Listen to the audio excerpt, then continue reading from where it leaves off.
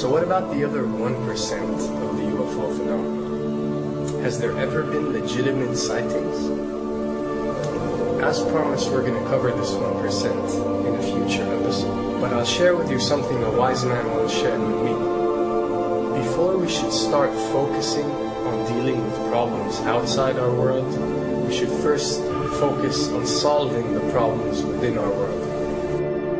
And before you can start solving problems within your world, you first have to solve problems within yourself and within your surrounding environment of family and friends. So basically what I'm trying to say is that we have priorities that we need to focus on first and foremost so we can successfully build our lives and our minds. Now, it's no secret that the difference between what the government knows about UFOs and aliens and what is shared or released to the public is extremely enormous. And unfortunately, governments and several organizations on Earth are taking advantage of the UFO phenomenon to achieve worldly agendas.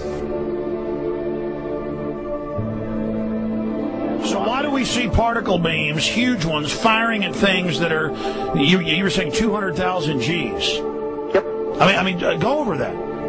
Well, because I think it's part of a test for if there are bad guys out there. Or maybe they're doing preparations for faction. We may be looking at more than one faction.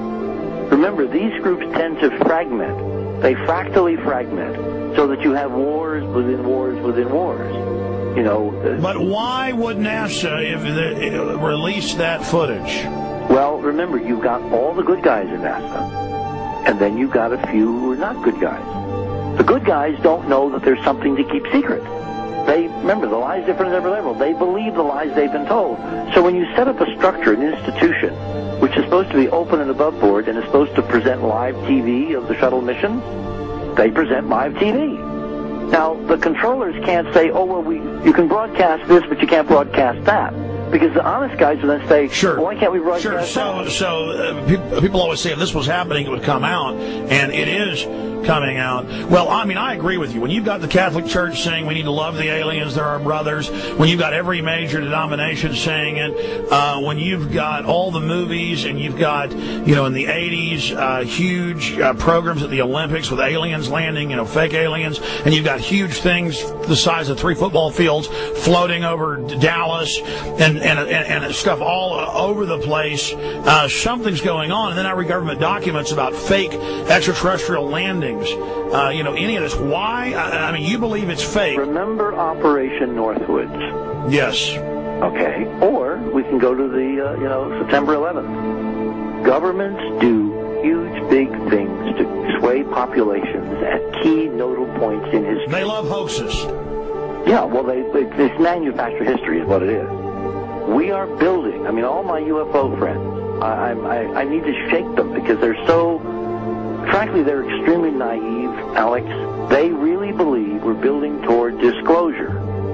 I believe we're building toward a mass, carefully manufactured, fake event where ETs, who are really humans, who are really part of this secret clique, who are probably Nazis, who have developed or perfected their technology from World War II, which is why you've got to get, Joseph on. They are going to basically fake out the world.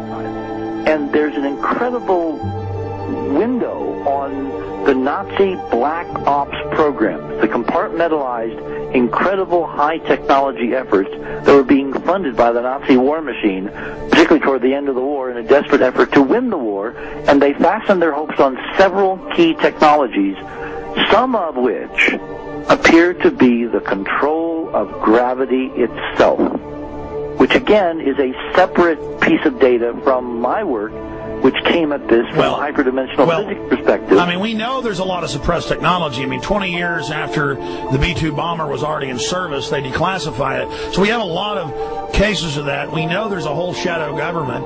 This is technology and physics, Alex, that would make anything you think you know like a candle flame compared to a hydrogen bomb. This is a physics that literally allows you to rearrange time.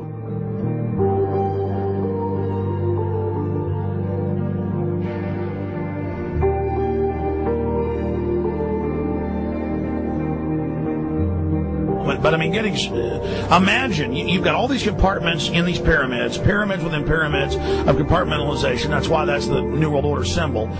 And we don't know what they've got because they are so secret. We know they lie so much. We just know it's advanced. Mainline scientists say they're 30 years advanced. So Richard C. Hoagland, what I'm saying to you is, I'm entertaining what you're saying. I respect you. I think you're a great guy. My only issue is, like you said, dealing with what we know they could be up to. The fact, Alex, we have done experiments. We have our own data. We have experiments now from the Soviet Union. 30, 40 years when the Iron Curtain came down, when Glasnost finally prevailed, a huge amount of stuff was declassified from the KGB as well. And we now have put this data together. We not only know what the physics is, we know what it can do, we know what it's based on, we know how to make it work. We've seen in our own experiments ample evidence. We've seen experiments across the American landscape and even in Europe that vindicate various parts of this.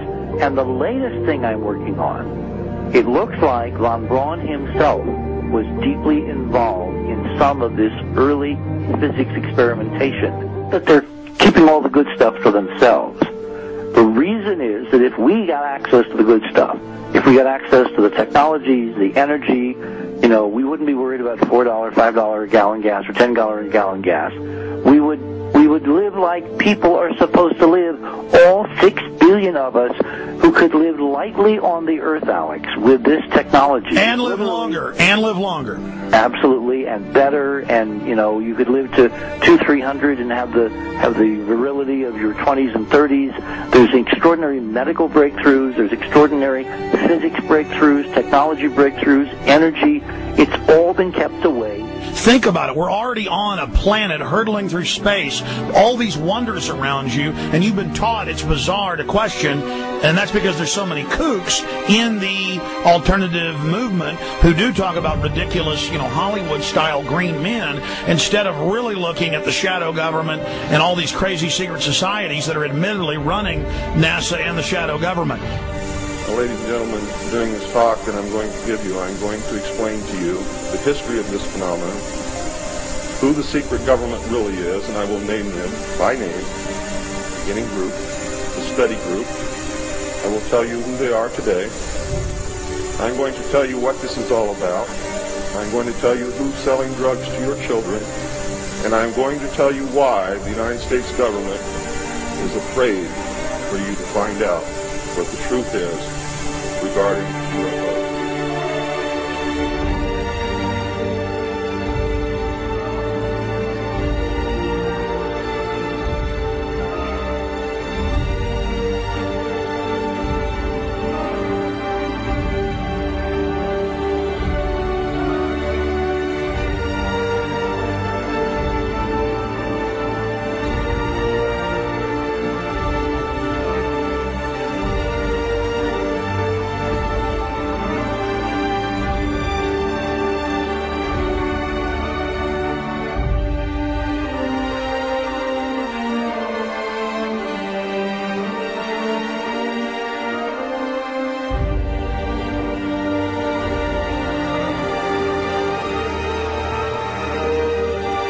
And it turns out that even though she remembered that she'd been part of the team to debrief the astronauts, she couldn't remember a thing that they said.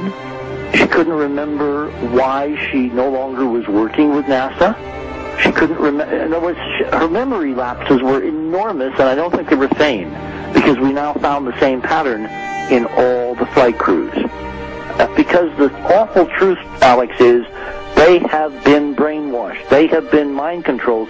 They have had a technology, a very sophisticated technology, which took away the real missions that they experienced.